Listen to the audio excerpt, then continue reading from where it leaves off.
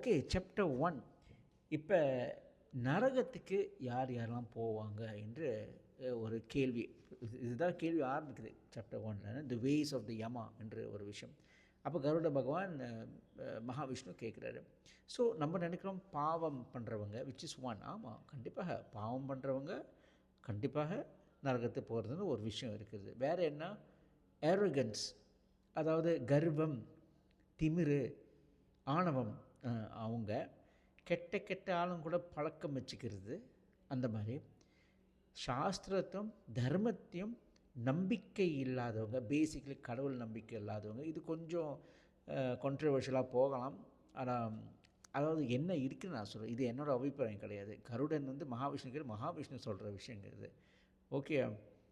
And of course more importantly கருணை இல்லாதவங்க போவாங்க என்று சொல்கிற இந்த விஷயங்கள் இதெல்லாம் யார் யாரெல்லாம் நரகத்துக்கு போவாங்க சொல்லிட்டு ஒரு விஷயம். இன்னொரு விஷயம் நான் சொல்ல மறந்துட்டேன். அதாவது வெறும் பணம் பணம் பணம் ஆசை ஆசை ஆசைன்னு தேடிட்டு இருக்கிறவங்க, மற்றதில் எதுவும் அவங்களுக்கு நாட்டம் கிடையாது. இதில் தான் இருக்குது. இப்போ பாருங்க, புருஷார்த்தான ஒரு விஷயம் இருக்குது. அதாவது தர்மம், அர்த்த, காம, மோக்ஷா என்று ஒரு 4 விஷயங்கள் இருக்குது. இது நம்ம வாழ்க்கையில் கடைப்பிடிச்சோமா நம்மளுக்கு எல்லாம், அதாவது மோட்சம் அடைவோம்னு சொல்லிட்டு ஒரு விஷயமே இருக்கிறது. ஸோ தர்மா, அதாவது அதோட வேலி, பவுண்ட்ரின்னு வச்சுக்கலாம். அது உள்ளுக்கு காமா இருக்கணும், அர்த்தா இருக்கணும். காமா நம்மளோட ஆசைகள். ஓகே. அர்த்தம் நம்மளுக்கு ஆஃப்கோர்ஸ் பணம் முக்கியம் இல்லையா? பணம் இல்லைன்னா எப்படி முடியும்?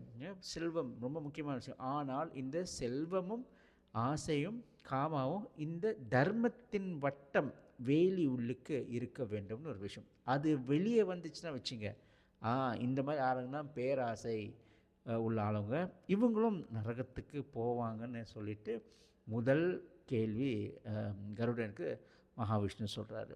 Stay tune for more.